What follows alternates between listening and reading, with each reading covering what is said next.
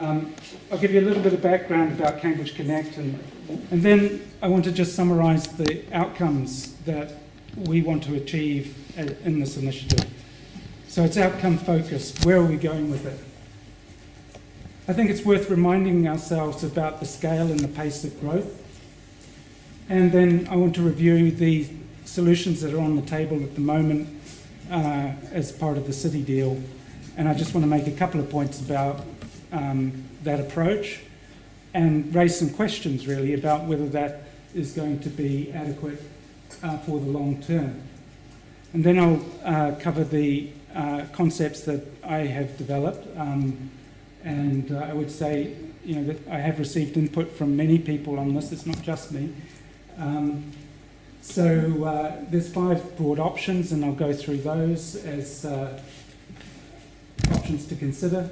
And then I want to touch on the aspects of environmental sustainability of these proposals.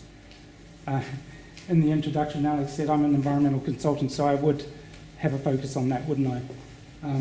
The environment is very important. In fact, that is one of the things that is driving me to take this initiative, because the environment of Cambridge is extremely important. Then I want to talk about the core network of light rail and how that would integrate with the wider region. Finally, the bit you all want to know, well, what's it all going to cost? Okay, so what outcomes do we want to achieve? And I could just stop here and say, that's it, it's about the future generations. It's what kind of Cambridge do we want as residents for the future? There's lots of ways that we can address the problems that exist in this city. Some better than others, I think. Some will alter the city infrastructure. And it's important that we make that investment. If you think back to Cambridge's foundation, the people that built this city really did invest, and they invested heavily. So why do we need to make that investment? Well, in my view, it's to secure the heritage values of this city, the landscape values and the important architectural and amenity values of the city. I feel that those values are under some risk because of proposals that are being put forward, and I think that's evident in the expressions of disquiet amongst the residents of Cambridge. People do understand that this is the things that are coming are going to change the city. Cambridge is in the top 10 listed in the Heritage Index in the UK, and Europe-wide it is an extremely important city for heritage, and we have a responsibility, in my view, to act as custodians of that heritage. Another motivation for Cambridge Connect is to ensure that this is a good place for research and education. Now that might seem counterintuitive if we're talking about a light rail network. Well, how does that tie in? Well, I think it's all about good connections for the university and a good place for business. For business to function effectively, it needs to have good connections. Time is money. Finally, it's a good place to live. That is another motivation. I don't see the point in having the problem of moving people about the city very quickly, but if it's not enjoyable and we don't like what the result, why would we do that? I think we need to think about what makes Cambridge a good place to live. In order to achieve those goals, we do need a public transport network that will be well connected, reliable, and frequent, rapid, efficient, and environmentally sound. So I'm going to focus on those points tonight. So reviewing the scale and the pace of growth, and this is what set alarm bells ringing for me. About 6 months ago, I was blissfully unaware of what was coming. As Alex said, I work in an international context, so my professional focus is very much elsewhere. But when the City Deal leaflet popped through my mailbox and I saw what was planned, I became concerned. And this is why. So this is Cambridge, the city we all know and love. And you may be forgiven for thinking you're seeing double here, because in fact you are seeing double. By 2031, the population of Cambridge, or 120,000 new residents, will be coming into the region, and they will be moving about, commuting, in jobs. The scale of this development is phenomenal, it's unprecedented, and it has major implications for Cambridge. Of course, all these people won't be living in the city because there's limits to growth within the city, but that will grow as well. But they will be coming to the immediate surrounding region because of the growth in the economy in the region.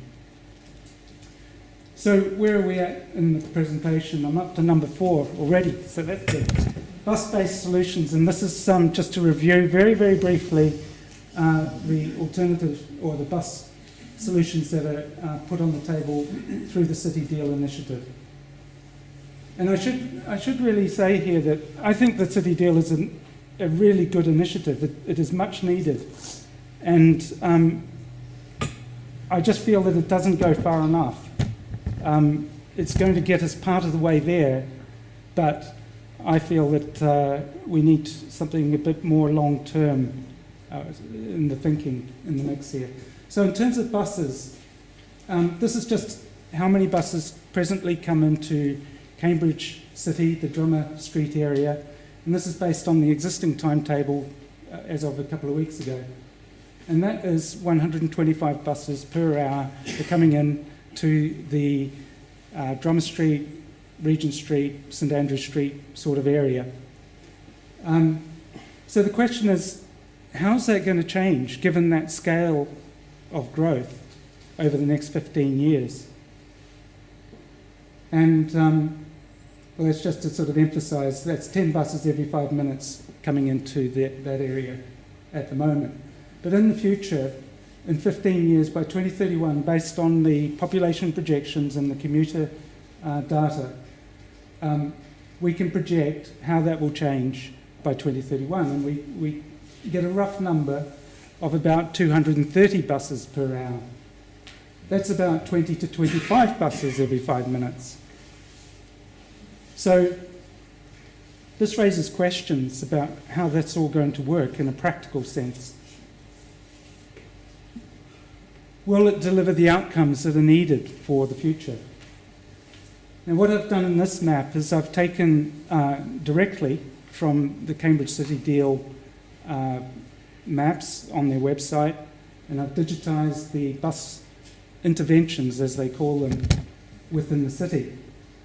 And these are the principal routes that are suggested. So coming in on the radial routes to the west and the north of the city principally, we have what they call the Western Orbital on this side. We also have discussions going on about the A1307 in the south and how to facilitate access for people in the south. On the east side of the city, I must confess I'm a little bit unsure of quite what is planned here because it's not terribly clear in the documentation. But some form of bus service is aiming to connect up the Cambridge North Station with the biomedical campus in Addenbrooke's here.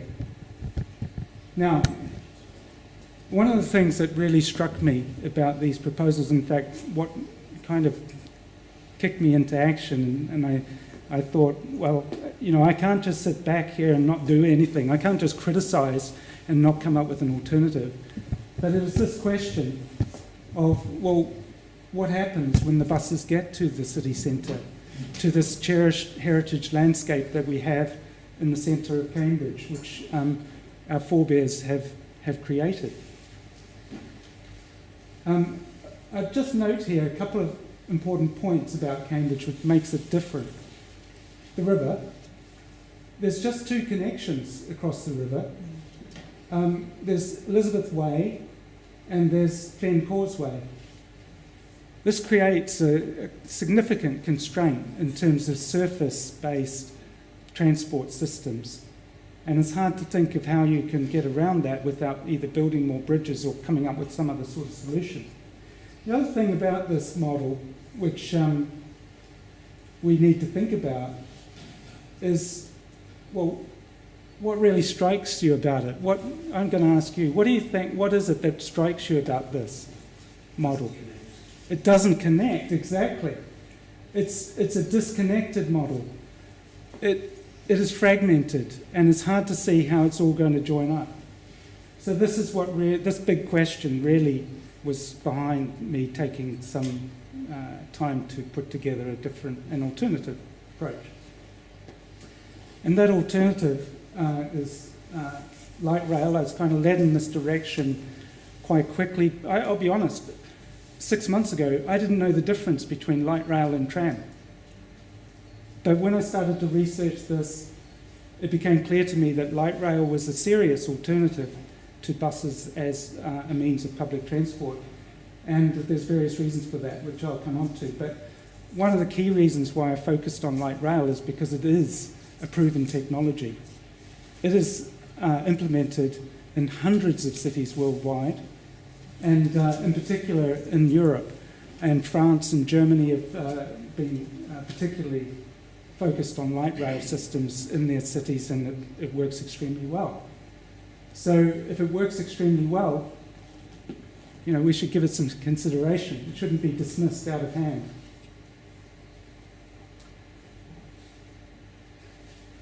So some of the benefits of light rail, and I'm going to look at my time here. I'm doing okay, I think. Key benefits are reliable, frequent and fast on a dedicated line.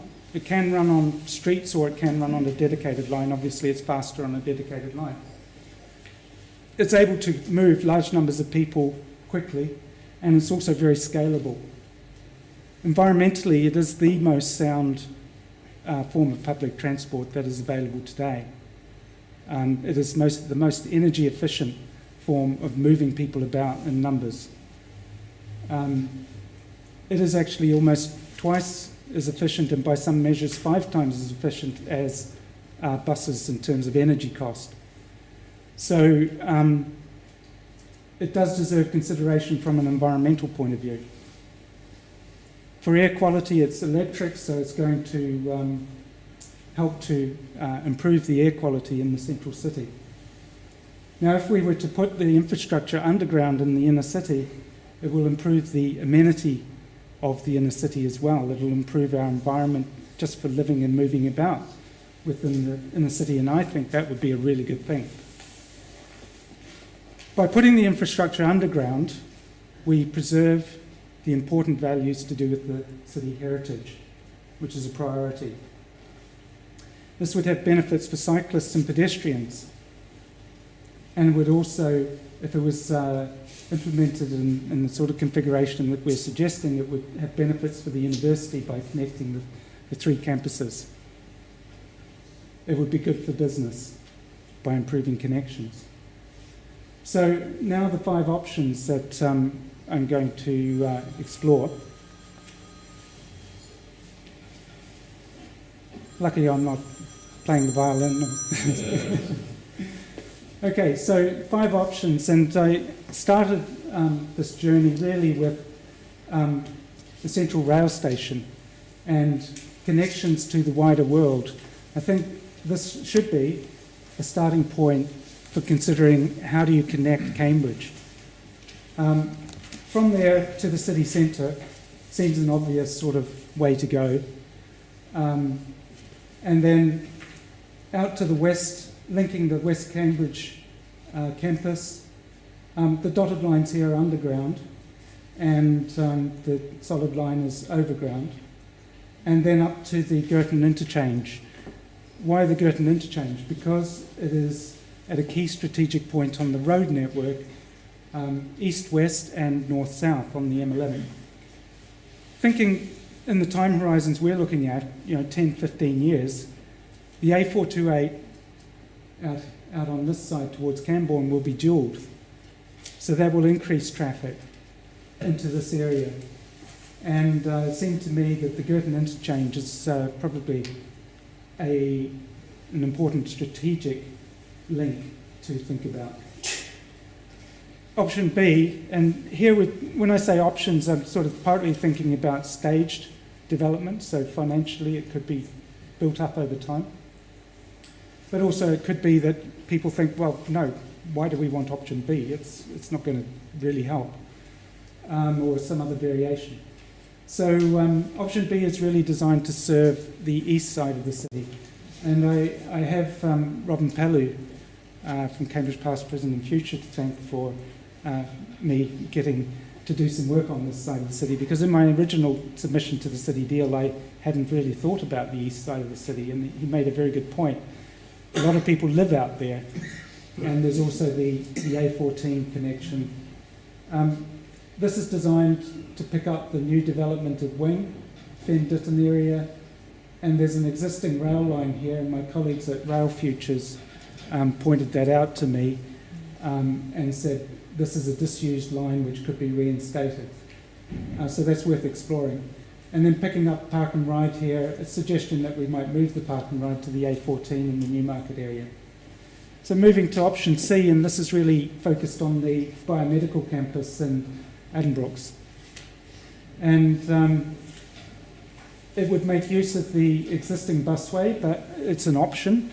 You could potentially still have a network with just the busway. The disadvantage, of course, being that you'd have to change modes. But if cost is the issue, then that is an option to consider. Mainly designed to pick up the employment centre and the high level of growth in that area. Option D is designed to go to the Capital Park employment area in the main, but also to pick up the important residential areas around Cherry Hinton and in this area. And you can see it links onto option B, so it would join at this point here. And I've shown it as following the route of the heavy rail link.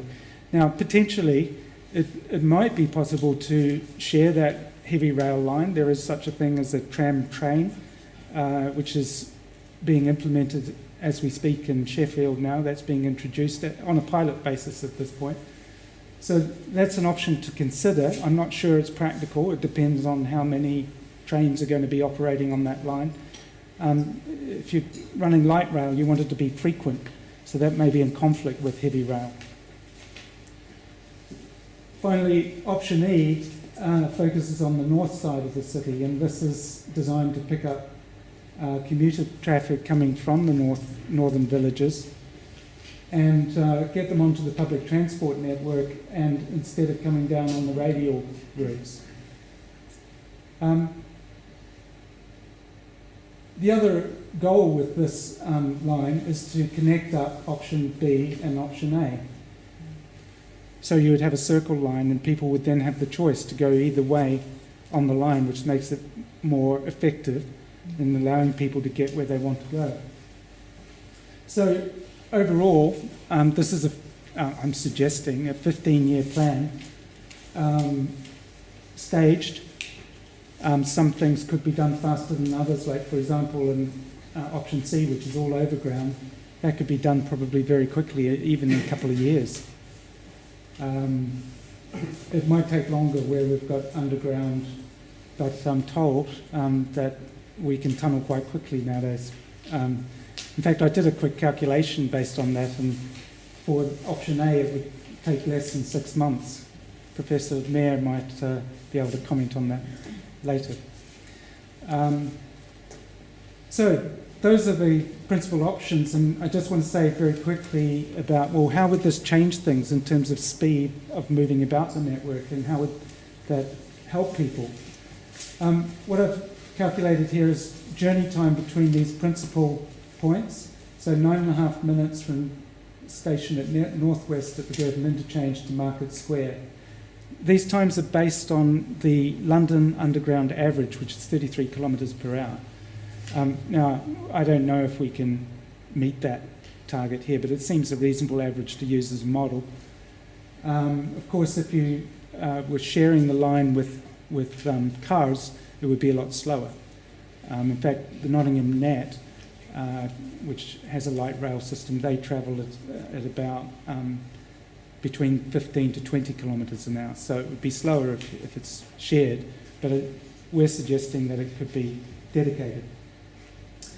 On average, I've calculated that from the periphery of the network for all the peripheral sites, it's about 13 minutes, between 13 to 15 minutes to get from the periphery to the city centre. I think if it was to happen, it would be a game changer in terms of people's decisions whether to take public transport. Next. So one slide about environmental sustainability, and then I'm going to talk about regional integration. One slide on that, and then the cost. Once I designed the initial kind of model, I wanted to analyse how accessible that would be to the residents of Cambridge. So I did a very simple model of the distance from each station outward to Cambridge, the built-up area of Cambridge. And actually this came as a bit of a surprise to me, I have to say. It was better than I thought it would be. But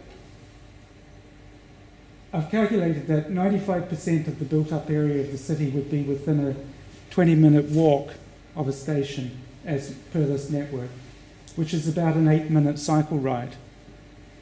So in my view, that would be a game changer in terms of people's decisions about what form of transport they're going to use to move about the city. They would make a decision if you're in Histon Road area, and you needed to get to Addenbrooke's, instead of coming down to the south here on the radial routes, you would go north. And then in about 15 to 20 minutes, you would be at Addenbrooke's. So it does, I think, transform the way in which we would think about the city. So I've focused on the city light rail system, and in my ideal world, this light rail system would extend out more widely. However, as you move further from the city, the population density declines, and I suspect, although I haven't done numbers on it, but I do suspect that the financial side just would really be hard to stack up. In fact, WSP Parsons Brinkerhoff did a study of heavy rail on the link between Haverhill and this area here, and they could not establish a business case for that because it was too expensive for the numbers of people that would be travelling on that line. So for the moment, I kind of feel intuitively, and I think more research needs to be done, but we probably are looking at bus services, express bus services to the wider network, and that would be linked to the satellite towns, which is the local plan model that Cambridge has adopted. In fact, it's being reinforced with Northstowe, Waterbeach, Bourne Airfield. So that's kind of how I see it linking into the wider network. Before I bring my bus on, I was going to talk about, I'll leave the bus there. The East-West Rail Network, it's important with an initiative like this to be thinking longer term. We've just had announced that the National Infrastructure Commission is going to be studying the East-West Rail link very carefully. And the thing that is important here is that we're suggesting a light rail link out to the M11 in this region. That is actually the old route of the Varsity line, which is now a busway. But potentially, in the sort of timeframes of this development of East-West Rail, that could link to this line. It may link to Addenbrooke Station. I don't know where it will link. We don't know that yet. But at least it needs to be considered in the big picture. Finally, coaches and intercity coaches and tourist coaches with this model, potentially we could relocate the coach station to the periphery of the city, maybe at Girton Interchange, maybe here. And the advantage of that is that while it involves a change for coach passengers, the benefit is that they then have access from here to the entire network of 33 stops in the model that we're suggesting, which again is a game changer for them because they can get pretty much anywhere within Cambridge very easily. At the moment, they come into the Drummer Street area coach station, Parker's Piece, and then they've got to be picked up and taken from there wherever they're going. It doesn't seem a very efficient approach. And not only that, the coaches themselves are subject to congestion. Right. I'm over time. I'm bad for that, sorry. Cost. Alex already said we're looking at £1 to £2 billion. It's this back of the envelope sort of calculations based on a similar sort of light rail / tunnelling project in Nice. But this is a complex exercise to try and do these costs in detail. And so much is contingent on the cost of tunnelling. How big is your tunnel? That affects the cost hugely. So I didn't think it was kind of within my scope at this point to be very precise about this. It's just ballpark to give us a feel for what we're looking at. So how does this translate into the time periods that we're talking? Well, if we were doing it over 15 years, it would only be about 80 million per year. The disadvantage with that is the longer you draw it out, the politically more difficult it is, and also the longer it takes to get revenue coming in to pay for it. So there's a danger of taking too long over it. How does that compare? 852 million was the cost of the Nottingham Net. It's been a huge success. 4 million passengers ridership per year, and they're extending it now because it's been so successful. How does it compare to road developments? This is the cost of the A14 upgrade that is presently going on by Highways England, 1.5 billion. So the figures we're talking are very much within expectation for a large infrastructure transport project. So it doesn't, I mean, it's way beyond my operations in my business, but for this kind of thing, it's not unrealistic and unreasonable. So I want to draw this back to the outcomes that we want to achieve. And we're wanting a transport network which is well connected, reliable, frequent, fast, efficient, and environmentally sound. Now, I think light rail ticks all those boxes. So that's why I focused on it. If we were to run it underground in the core of the city, it would help to protect the city heritage. So it ticks that box. It would help to make this place, or continue to be, a great place for education and research. It would connect up the university campuses. It would facilitate academic interaction by giving people on the outlying campuses closer access to the colleges. Finally, it would be a great place for business with fast connections. And that's an excellent place to live, and that's what this is really about, the kind of Cambridge that we want to create for the future. So, in conclusion, is light rail an alternative for Cambridge transport? Well, I've mentioned that it's a model. It is one model, and I'm conscious that members of the university, Professor John Miles, Professor Lord Mayor, others are working on transport issues in Cambridge as we speak, and I'm very excited about the work that they're doing because I'm hoping that we can draw these threads together and work towards developing the model further. I think we're at the point now where we really do need to start to move it to the practical from the theoretical. This is still in the theoretical, but in the coming years we do need to, if we're going to change things in Cambridge, and we need to start to make it into a practical reality. So I say yes, light rail is an option to consider seriously, but we need to do more detailed research and technical studies on the environmental, economic, social sides, geotechnical, to really be able to answer that question with conviction. To be perfectly honest, I'd say we still don't really know that light rail is the solution. There might be better options. And we would, from my point of view, we'd welcome that if there are better options. But let's do the work to determine whether it's feasible. I believe that's the responsible approach for the future of Cambridge. I think Cambridge is too special in terms of its heritage, its values, its business. It's a driver of the UK economy. This is really important and we should get it right. So the responsible approach is to do the work and at least give light rail consideration. Thank you.